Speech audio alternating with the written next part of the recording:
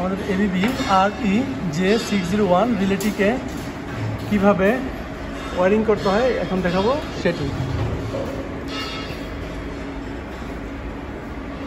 এটা হলো পিছনের কনফিগারের ভিউ। এখানে টার্মিনাল আছে XK1, এগুলো আমাদের অক্সিলারি কন্ট্যাক্ট হিসেবে আমরা ব্যবহার করতে পারবো।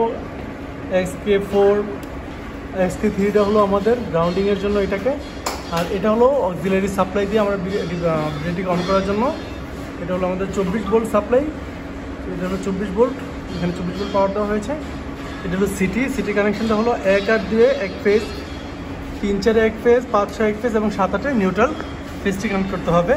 তো আমাদের 3 ফেজ 3টি সিটি রয়েছে, তো আমরা 3 ফেজের এই 3টি সিটি এবং নিউট্রালটি আমরা এখানে কানেক্ট করে দিয়েছি।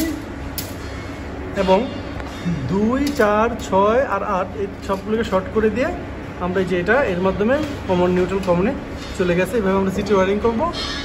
আর এখানে রয়েছে আমাদের অক্সিলারি যে XK2তে আমরা NONC রয়েছে, এই কন্ট্যাক্টটিতে আমরা এখান থেকে NO ব্যবহার করেছি ট্রিপিংয়ের জন্য।